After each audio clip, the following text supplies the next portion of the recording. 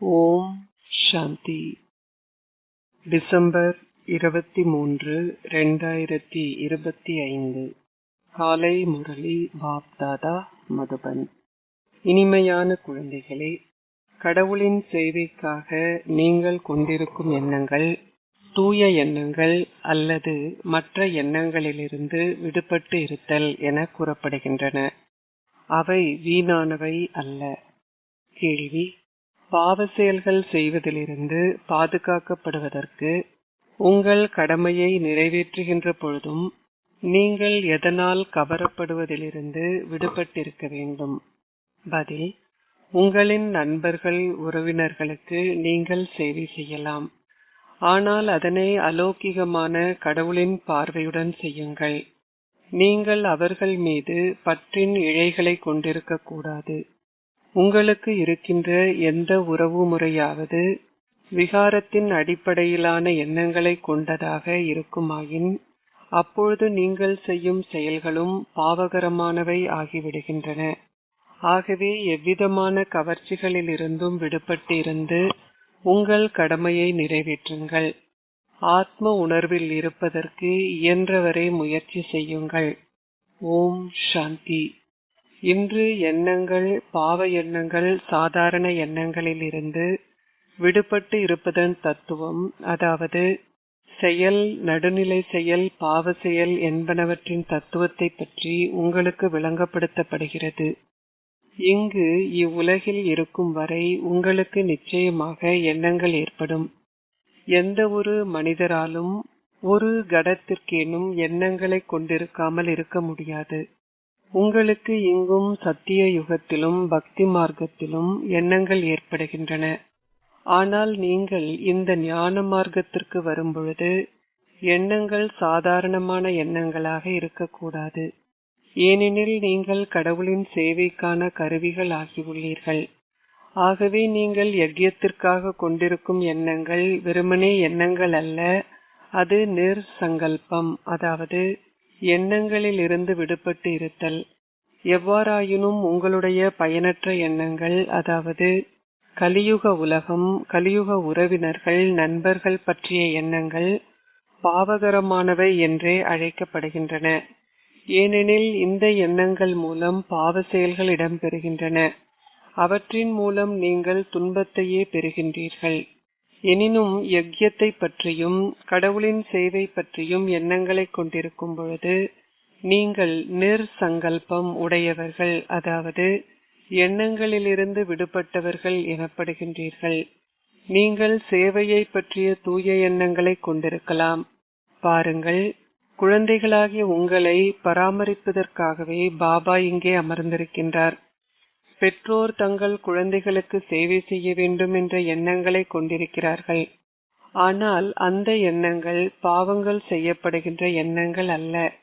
எவ்வாறாயினும் யாராவது ஒருவர் விகாரத்தின் அடிப்படையில் ஏதாவது ஓர் உறவுமுறை பற்றிய எண்ணங்களை கொண்டிருப்பாராயின் அப்பொழுது அவை நிச்சயமாகவே பாவத்தை சேமிக்கின்றன. பாபா குழந்தைகளாகிய உங்களுக்கு கூறுகின்றார், நீங்கள் உங்களின் நண்பர்களுக்கும் உறவினர்களுக்கும் சேவை செய்யலாம். ஆனால் அதனை அலௌகீக இறை பார்வையுடனே செய்யுங்கள். பற்றின் இழைகள் இல்லாதிருக்கட்டும். நீங்கள் எவ்விதமான கவர்ச்சிகளில் இருந்தும் விடுபட்டிருந்தவாறு உங்கள் கடமைகளை பூர்த்தி செய்ய வேண்டும்.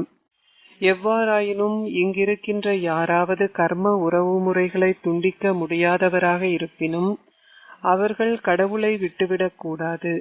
நீங்கள் தொடர்ந்தும் அவரது கரத்தை பற்றியவாறே இருந்தீர்களாயின் ஏதாவதொரு அந்தஸ்தை பெற்றுக்கொள்வீர்கள்.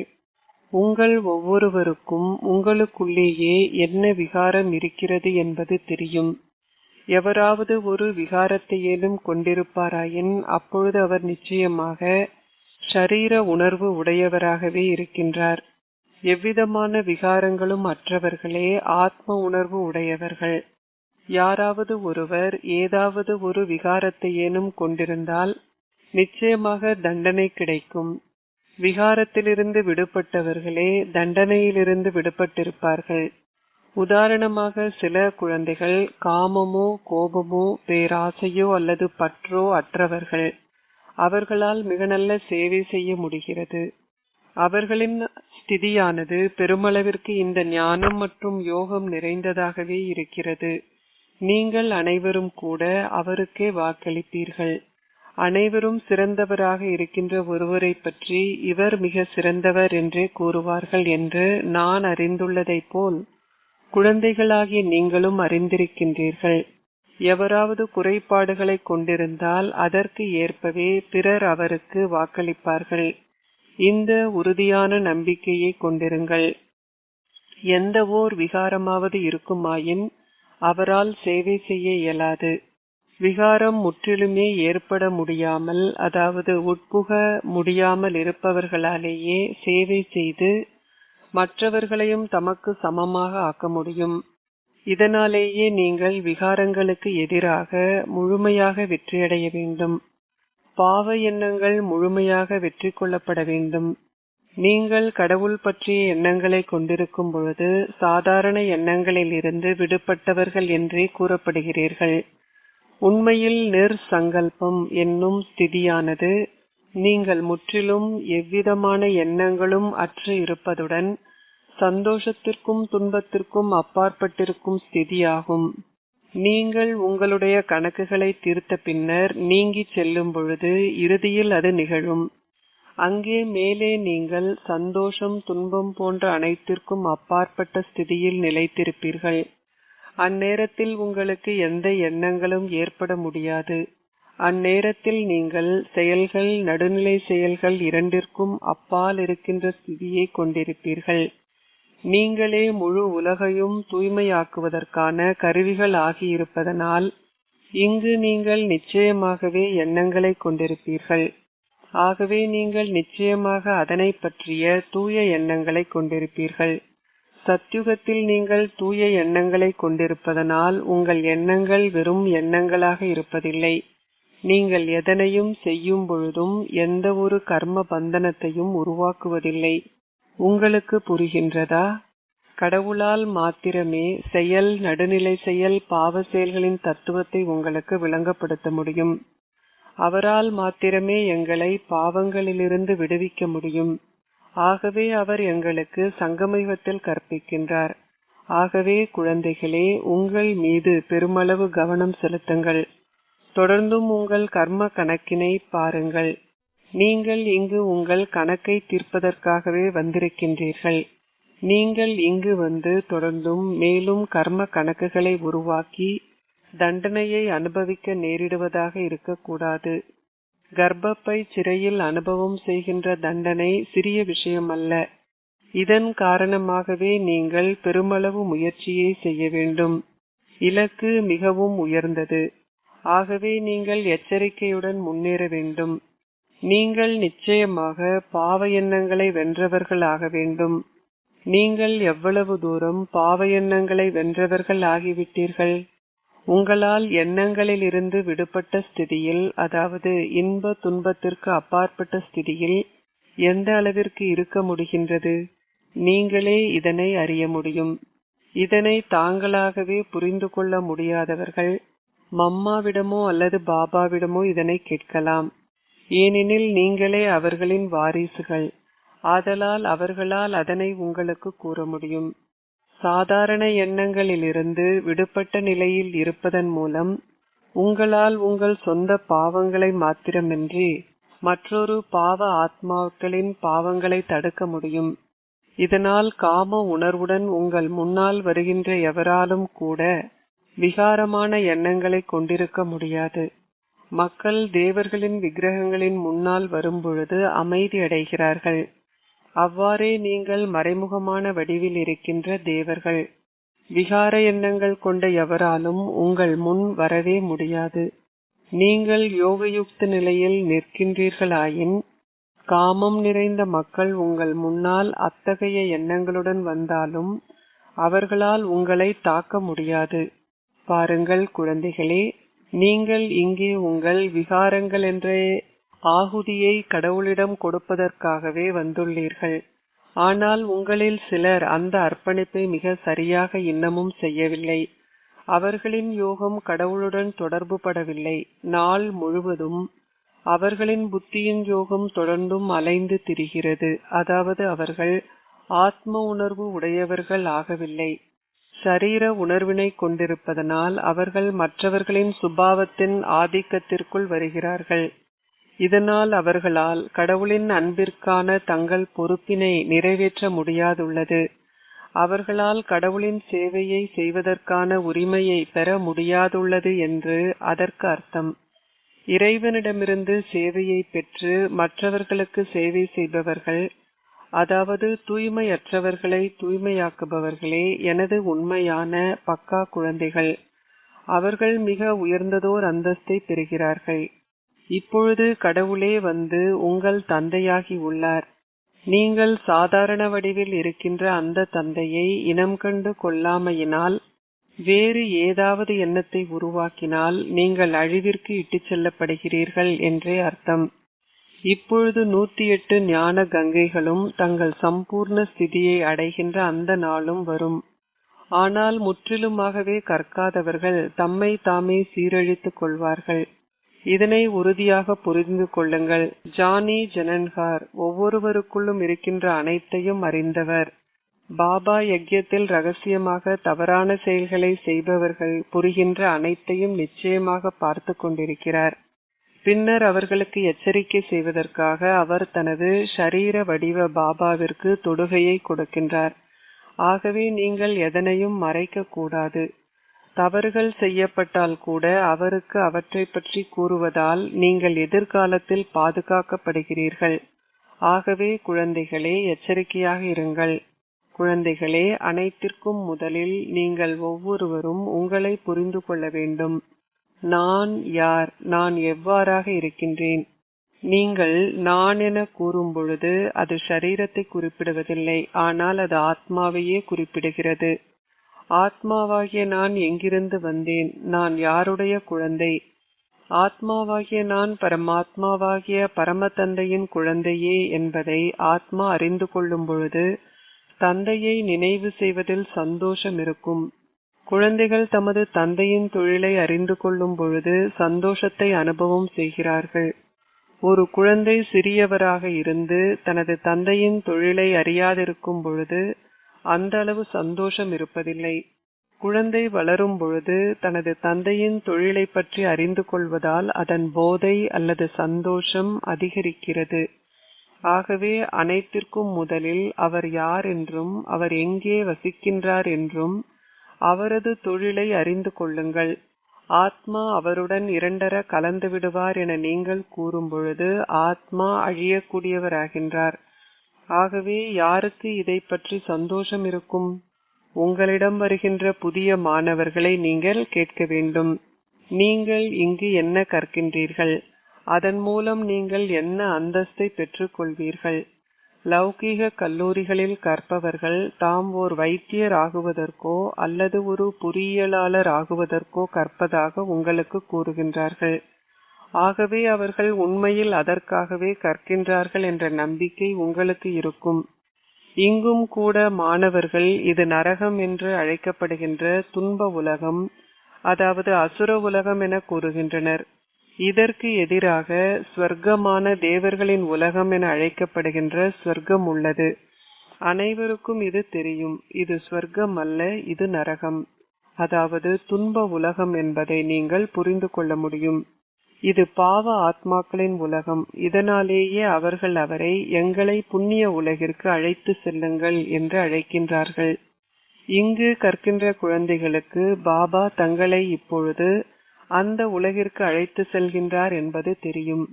இங்கு வருகின்ற புதிய மாணவர்கள் குழந்தைகளை கேட்க வேண்டும். அவர்கள் குழந்தைகளிடமிருந்து கற்றுக்கொள்ள வேண்டும். குழந்தைகளால் ஆசிரியரினுடைய தந்தையினுடைய தொழிலை அவர்களுக்கு கூற முடியும். தந்தை அமர்ந்திருந்து தன்னை புகழ மாட்டார். ஓர் ஆசிரியர் தன்னைத்தானே புகழ்வாரா? மாணவர்களே அந்த ஆசிரியர் இத்தகையவர் என்று கூறுவார்கள். இதனாலேயே மாணவர்கள் தமது ஆசிரியரை வெளிக்காட்டுகிறார்கள் என கூறப்படுகிறது. குழந்தைகளாகிய நீங்கள் இந்த பாடநெறியை கற்றிருப்பதால் இப்பொழுது இங்கே வருகின்ற புதியவர்களுக்கு விளங்கப்படுத்துவது உங்கள் கடமையாகும். BA அல்லது MA பாடநெறிகளை மாணவர்களுக்கு கற்பிக்கின்ற ஓர் ஆசிரியர் தனது புதிய மாணவர்களுக்கு அரிச்சுவடியை கற்பிப்பாரா? சில மாணவர்கள் மிகவும் கெட்டிக்காரர்கள். அவர்கள் மற்றவர்களுக்கும் கற்பிக்கிறார்கள். தாய் குரு இதற்கான நினைவு செய்யப்படுகின்றார். அவர் தேவ தர்மத்தின் முதலாவது தாய். அவர் ஜெகதம்பாள் என அழைக்கப்படுகின்றார். தாயின் பெருமளவு புகழ் உள்ளது. வங்காளத்தில் காளி, துர்கை, சரஸ்வதி மற்றும் லக்ஷ்மி இந்த நால்வரும் பெருமளவு வழிபடப்படுகிறார்கள். இந்த நால்வரினதும் தொழிலை ஒருவர் அறிந்திருக்க வேண்டும். உதாரணத்திற்கு லக்ஷ்மியே செல்வத்தின் தேவி. அவர் இங்கே ஆட்சி செய்து சென்றுவிட்டார். எவ்வாறாயினும் காளி, துர்கை என்ற பெயர்கள் இவருக்கே கொடுக்கப்பட்டுள்ளன. 4 தாய்மார்கள் அதாவது தேவியர்கள் இருந்தால் அவர்களுக்கு 4 கணவன்மாரும் இருக்க வேண்டும். லக்ஷ்மியின் நாராயணனே மிக பிரபல்யமானவர். காளியின் துணைவன் யார்? சங்கரர் என்று யாரோ கூறினார்கள். எவ்வாறாயினும் சங்கரர் பார்வதியின் துணைவராக காட்டப்பட்டுள்ளார். பார்வதி தேவி, காளி அல்ல. காளியை வழிபாடு செய்பவர்கள் பலர் இருக்கிறார்கள். அவர்கள் அந்த தேவியை நினைவு செய்தாலும் அவர்களுக்கு அவரது துணைவரை பற்றி எதுவுமே தெரியாது. காளிக்கு ஒரு தந்தை அல்லது துணை இருந்திருக்க வேண்டும். ஆனால் எவருக்குமே அது பற்றி தெரியாது. இந்த உலகம் ஒன்றே உள்ளது. இதுவே ஒரு காலத்தில் நரகமாகி துன்ப பூமி ஆகிறது என்றும் பின்னர் அதே உலகமே சத்யுகத்தில் வைகுந்தம் அல்லது ஸ்வர்க்கம் ஆகிறது என்றும் நீங்கள் விளங்கப்படுத்த வேண்டும். லக்ஷ்மியும் நாராயணரும் சத்யுகத்தில் இந்த உலகத்தை ஆட்சி செய்தார்கள்.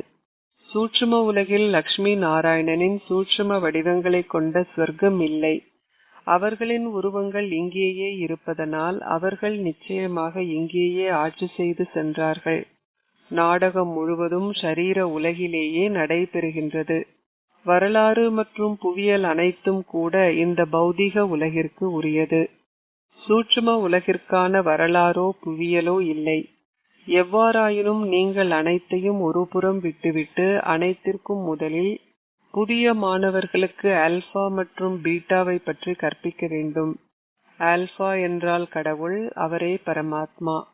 அவர்கள் இதனை முழுமையாக புரிந்து கொள்ளும் வரை அவர்களின் கடவுளுக்கான அன்பானது விழித்தெழப் போவதும் இல்லை. அவர்கள் அந்த சந்தோஷத்தை கொண்டிருக்க போவதும் இல்லை. ஏனெனில் அனைத்திற்கும் முதலில் அவர்கள் கடவுளை அறியும் பொழுதே அவரது தொழிலை அறிந்து கொள்ளவும் அந்த சந்தோஷத்தை கொண்டிருக்கவும் முடியும். ஆகவே இந்த முதலாவது விஷயத்தை புரிந்து கொள்வதிலேயே சந்தோஷம் இருக்கிறது. கடவுளே என்றென்றும் சந்தோஷமாக இருப்பவரும் பேரானந்தம் நிறைந்தவரும் ஆவார். நாங்கள் அவரது குழந்தைகள். ஆகவே நாங்கள் ஏன் அந்த சந்தோஷத்தை கொண்டிருக்க கூடாது? ஏன் சந்தோஷம் பொங்கி வழிகின்ற உணர்வுகள் இருப்பதில்லை? நான் கடவுளின் மகன், நான் மாஸ்டர் கடவுள், என்றென்றும் சந்தோஷமாக இருப்பவர். அந்த சந்தோஷம் இல்லாத பொழுது நீங்கள் உங்களை கடவுளின் மகனாக கருதவில்லை என்பதையே அது நிரூபிக்கிறது. கடவுள் என்றென்றும் சந்தோஷமாகவே இருக்கின்றார். ஆனால் நான் இன்னமும் சந்தோஷமாக இல்லை. ஏனெனில் எனக்கு தந்தையை தெரியாது. இது மிகவும் எளிமையான விஷயம். இந்த ஞானத்தை கேட்பதற்கு பதிலாக சிலர் அமைதியை விரும்புகிறார்கள். ஏனெனில் பலராலும் இந்த ஞானத்தை பெற்றுக்கொள்ள முடியாது. அந்த அளவு காலம் இல்லை. அவர்கள் ஆல்பாவை மாத்திரம் புரிந்து கொண்டு மௌனமாக இருந்தார்களாயின் அதுவும் நல்லதே. உதாரணத்திற்கு சந்நியாசிகளும் கூட மலைக்கு சென்று அங்கே குகையினுள் கடவுளின் நினைவில் அமர்ந்திருக்கிறார்கள். அவ்வாறே நீங்களும் பரமாத்மா பரமதந்தையாகிய பரம ஒளியின் நினைவில் இருந்தீர்களாயின் அதுவும் நல்லதே. அவரின் நினைவில் இருப்பதன் மூலம் சந்நியாசிகளால் கூட விகாரமற்றவர்களாக இருக்க முடியும். எவ்வாறாயினும் அவர்கள் வீட்டில் இருந்திருந்தால் அவர்களால் அவரை நினைவு செய்ய இயலாமல் இருந்திருக்கும். அவர்களுக்கு தங்கள் குழந்தைகள் போன்றோரில் இருக்கின்ற பற்று அவர்களை ஈர்க்கும். இதனாலேயே அவர்கள் அனைத்தையும் துறக்கின்றார்கள். அவர்கள் புனிதமானவர்கள் ஆகுவதால் அதில் சந்தோஷம் இருக்கிறது. சந்நியாசிகளே அனைவராலும் சிறந்தவர்கள். ஆதி தேவரும் ஒரு சந்நியாசி ஆகினார் அல்லவா? தில்வாலா ஆலயத்தின் முன்னால் ஆதி தேவரின் ஆலயம் இருக்கிறது. அங்கே அவர் தபஸ்யா செய்வதாக காட்டப்படுகின்றது. கீதையும் ஷரீர சமயங்கள் அனைத்தையும் துறந்துவிடுங்கள் என்றே கூறுகிறது. அவர்கள் எங்காவது சென்று துறவரத்தை மேற்கொண்டு மகாத்மாக்கள் ஆகின்றார்கள். ஓர் இல்லறத்தவரை மகாத்மா என்று அழைப்பது தவறானது. கடவுளே வந்து உங்களை துறவை மேற்கொள்வதற்கு தூண்டி உள்ளார். ஒருவர் சந்தோஷத்திற்கே துறவினை மேற்கொள்கின்றார். மகாத்மாக்களால் ஒரு பொழுதுமே சந்தோஷமற்று இருக்க முடியாது. சில அரசர்களும் அனைத்தையும் துறக்கின்றார்கள். ஆனால் தமது கிரீடம் போன்றவற்றை வீசிவிடுகிறார்கள். உதாரணமாக கோபிச்சந்த் மன்னன் அனைத்தையும் துறந்தார். ஆகவே அதில் நிச்சயமாக சந்தோஷம் இருக்கிறது. அச்சா, இனிமையிலும் இனிமையான அன்பிற்குரிய எப்பொழுதோ காணாமல் சென்று இப்பொழுது கண்டெடுக்கப்பட்டிருக்கும் குழந்தைகளுக்கு உங்கள் தந்தை தாயாக இருக்கும் பாப் தாதாவின் அன்பும் நினைவுகளும் காலை வந்தனங்களும். ஆன்மீக தந்தை ஆன்மீக குழந்தைகளுக்கு நமஸ்தே கூறுகின்றார். ஆன்மீக குழந்தைகள் ஆன்மீக தந்தைக்கு நமஸ்தே கூறுகின்றோம். தாரணைக்குரிய சாரம் 1. ரகசியமாக எந்த தவறான செயலையும் செய்யாதீர்கள். பாப்தாதாவிடமிருந்து எதனையும் மறைக்காதீர்கள். மிக மிக எச்சரிக்கையாக இருங்கள். 2. மாணவன் ஆசிரியரை வெளிப்படுத்துகின்றான். நீங்கள் கற்றுள்ளவற்றை பிறருக்கு கற்பியுங்கள். நீங்களே என்றென்றும் சந்தோஷமான கடவுளின் குழந்தைகள். இந்த விழிப்புணர்வுடன் எல்லையற்ற சந்தோஷத்தில் நிலைத்திருங்கள். ஆசீர்வாதம். நீங்கள் விஷ்ணுவை போல் விகாரங்கள் என்னும் பாம்பை படுக்கையாக்குவதால் சதா வெற்றியாளராகவும் கவலையற்றவராகவும் இருப்பீர்களாக. வெற்றியாளர் குழந்தைகளாகிய உங்களின் இலகு யோகி வாழ்க்கையின் ஞாபகார்த்தமே பாம்பு படுக்கையில் சித்தரிக்கப்பட்டுள்ள விஷ்ணு ஆவார். யோகத்தினால் விகாரம் என்னும் பாம்பு கூட இலகுவில் கட்டுப்படுத்தப்படுகிறது. விகாரங்கள் என்னும் பாம்பை வெற்றி கொண்டு அதனை ஒரு சௌகரியமான படுக்கை ஆக்குகின்ற குழந்தைகள் விஷ்ணுவை போல் சதா சந்தோஷமாகவும் கவலையற்றவராகவும் இருக்கின்றார்.